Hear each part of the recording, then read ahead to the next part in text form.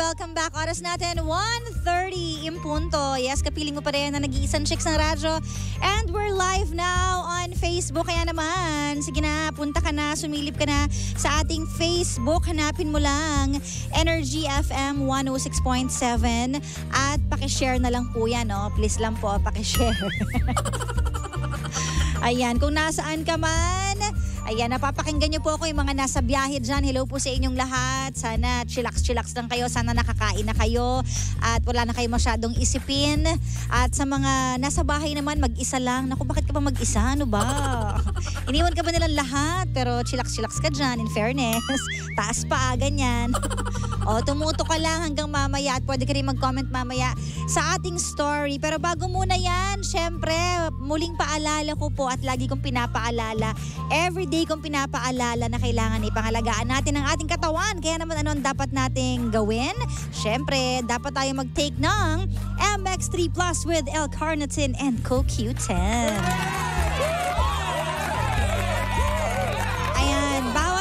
Capsule po ay nagtataglay ng alpha mangosteen, beta mangosteen at gamma mangosteen. Ito po yung mga sangkap na nakakatulong at hindi nakakasama sa ating katawan at kalusugan. At kaya po tinawag na plus kasi ibig sabihin meron siyang dagdag benefits ng CoQ10 at L-carnitine. Ang coenzyme Q10 naman po ay uri ng supplement na kailangan ng katawan natin lalo na kapag nagkakaedad tayo. Ito yung tulong para sa malakas na heart muscle fiber. At ang L-carnitine naman ay uri siya ng protina na tumutulong sa metabolism or panunaw ng ating katawan, 'di ba? At kailangan natin 'yan sa dami ng mga kinakain natin. Pampalinis po 'yan din, 'di ba? For inquiries, visit their website mx3ph.com or call the hotline 0918-8888-693. Ayun na nga. At live na live tayo again. Hanapin nyo lang sa Facebook, Energy FM 106.7 o kaya naman DJ Kara. That's DJ space K-A-R-A. At gusto ko lang batiin ang nawawalang papel ko, naiwan ko. Mamaya na lang ako babate. Ayan. Babatiin ko muna lahat ng mga nandito ngayon sa booth. Palakpakan natin. Ang daming tao ngayon dito sa booth. Ayan, pwede ba ipan niya ng camera? O nagtatago sila? Hindi ko alam kung tumakas lang ba sila, umabsent sa work. Pwede ba, with your permission, o bawal? Sige, unti-unti. Oh, pwede naman pala eh. Oo, yan. Hello po, may mga, si Mami Vicky galing pang Canada, o diba? Maraming salamat sa pagdalaw and syempre, ito ba ang tinatawag na KJ Mom Team Friday. So ngayon Team Tuesday na.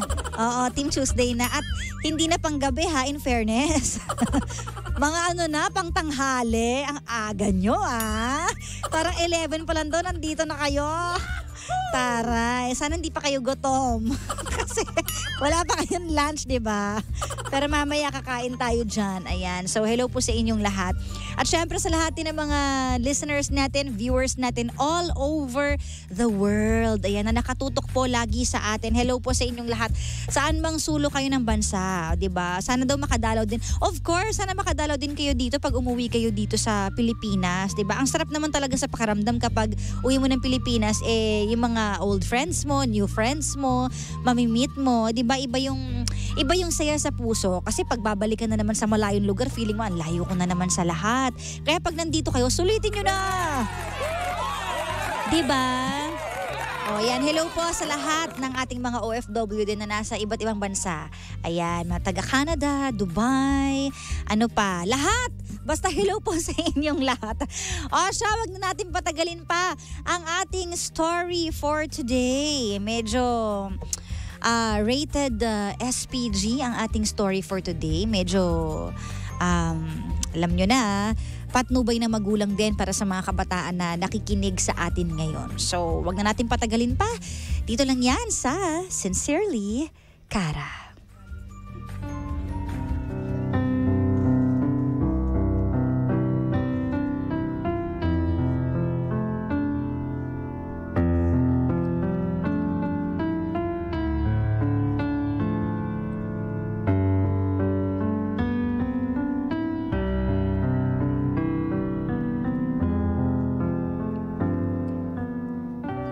Kapag ang isa sa magulang natin ay nasa ibang bansa, kadalasan kapag umuwi sila, sabik na sabik tayong makita sila.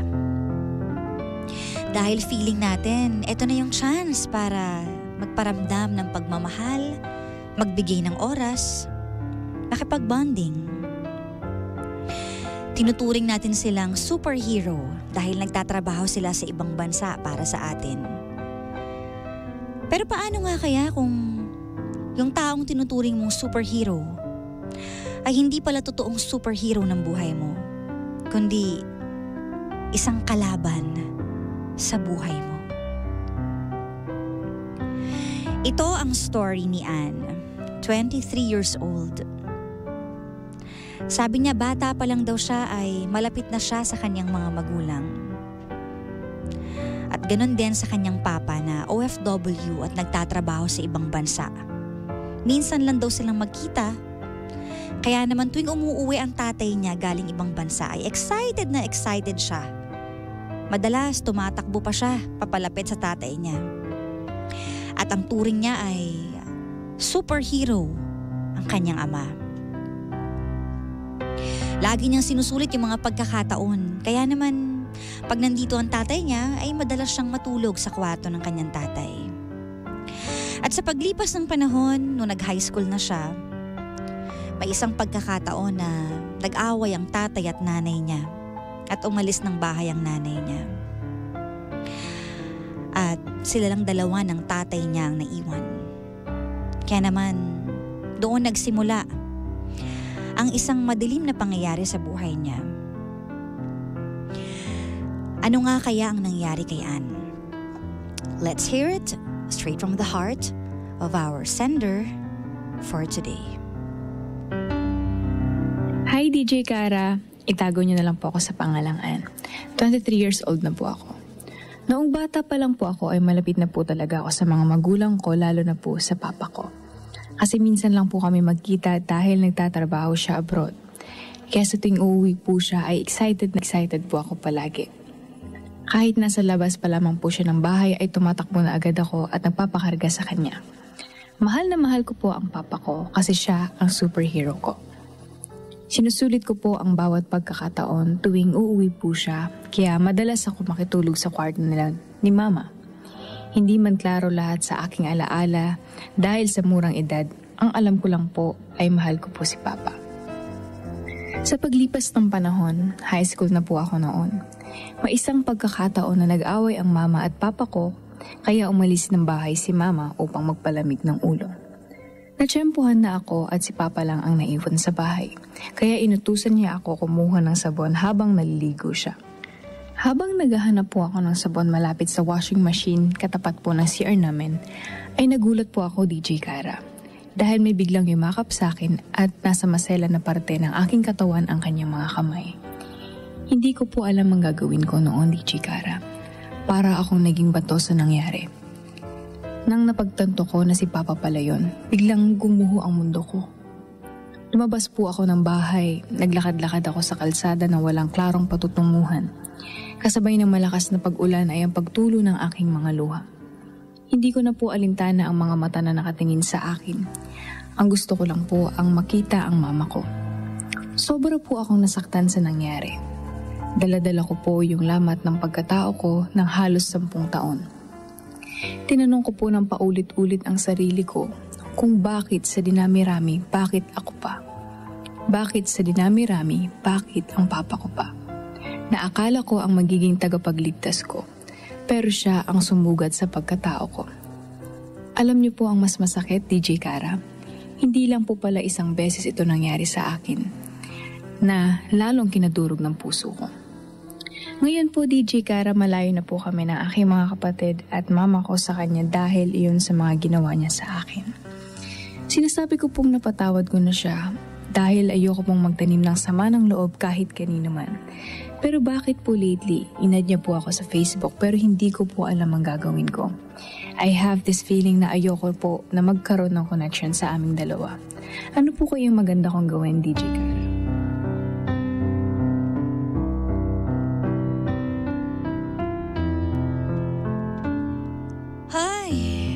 medyo mabigat ang ating story for today at medyo nakakapangilabot para gawin ng isang kadugo sa'yo yung ganong klaseng bagay.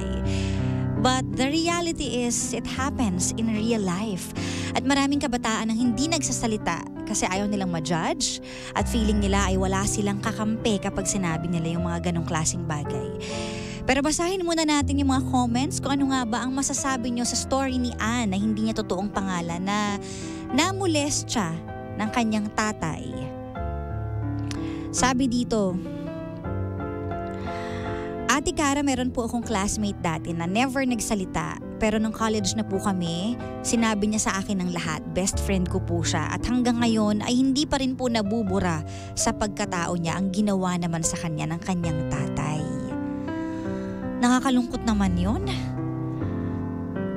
Grabe no, parang hindi mo maarok, hindi mo matanggap na kaya niyong gawin yun. Ito pa, it's hard to be a victim of sexual harassment. Especially kapag tatay mo ang involve. I think ignore mo na lang and forgive but don't forget and cut the connection. Sabi ni Resi. So forgive daw and cut the connection. Sabi pa dito, napakasakit na nangyari sa iyo, Ann, kasi tatay mo yung tinuturing mong bayani. Nagagawa pa pala ng masama sa'yo. Imbes na siya ang tagapagtanggol at siya ang magprotekta sa'yo, binastos ka pa ng kadugo mo. Kahit ano pa yan, tatay mo pa rin siya. Umiwas ka na lang sa kanya. Sabi naman ni Rhea. The person you think is your hero turns out to be a devil in disguise. And it's very traumatic on your part, that horrific experience. Well, it is much better that you distance yourself to your dad and heal completely. Sabi naman ni Ate Patricia. Sabi pa dito, lifetime po ang pain yan.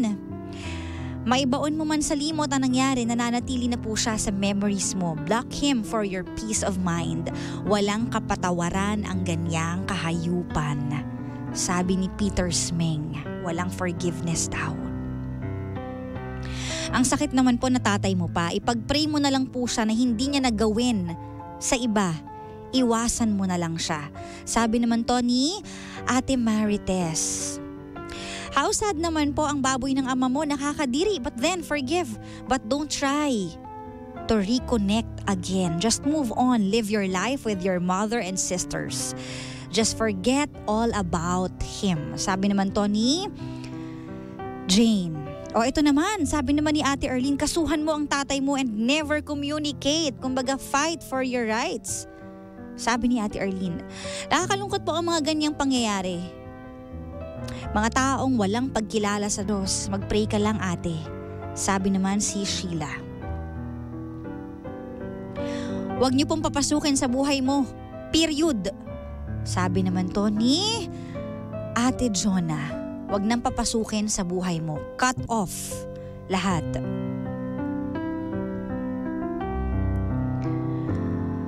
Well.